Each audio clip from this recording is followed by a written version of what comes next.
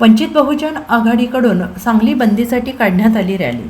नीट paper फुटी प्रकरणी दिल्लीतील आंदोलनादरम्यान झालेल्या विद्यार्थ्यांवरील लाठी हल्ल्याच्या निषेधार्थ वंचित बहुजन आघाडीकडून महाराष्ट्र बंदची हाक देण्यात आली आहे। या पार्श्वभूमीवर सांगलीमध्ये वंचित बहुजन आघाडीकडून बंद पुकारण्यात आला आहे।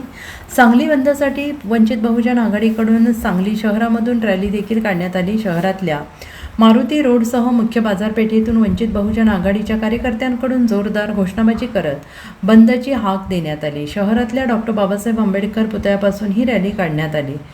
लाठी हल्ल्याचा निषेध करत केंद्रीय मंत्री धर्मेंद्र प्रधान यांनी राजीनामा द्यावा अशी मागणी करण्यात आलेली आहे।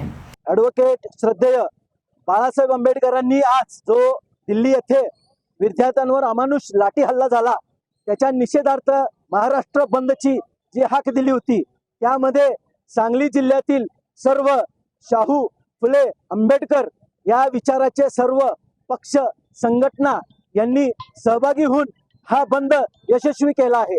आज आपण बघितलं असाल की सांगली येथील मुख्य बाजारपेठ, गणपती पेठ, हर्बट रोड ह्या सगळ्या एरिया लोकांनी उत्स्फूर्तपणे याच्यामध्ये सहभागी होऊन बंद केला आहे।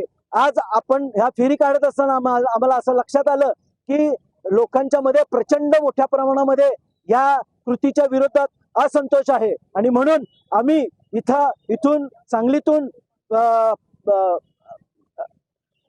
यांचा राजीनाम्याची मागणी करत आहोत आणि त्याचबरोबर हे सरकार पूर्णतः या विद्यार्थ्यांचं प्रोटेक्शन करण्यासाठी कुठंतरी फेल गेला आहे, म्हणून नरेंद्र मोदी सरकारचा पण राजीनामा मागत आहोत।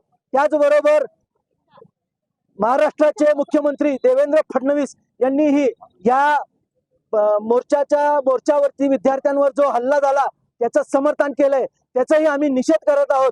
त्याचबरोबर सांगली जिल्ह्याचे सदाभाऊ खोत यांनीही विद्यार्थ्यांच्या बद्दल जे चुकीच्या पद्धतीचे विधान केले त्यांचाही आम्ही इथं सर्व पक्ष संघटनेच्या माध्यमातून निषेध करत आहोत आणि हा लढा आता इथनं पुढच्या काळामध्ये सत्ता बदल केल्यासाठी शिवाय आणि शाहू फुले आंबेडकर वादी विचारांची सत्ता इथं या भारत देशामध्ये आल्याशिवाय राहणार नाही, एवढे मी ग्वाही देतो आणि थांबतो। जय भीम, जय संविधान, जय। Bureau report SPN Marathi Sangli.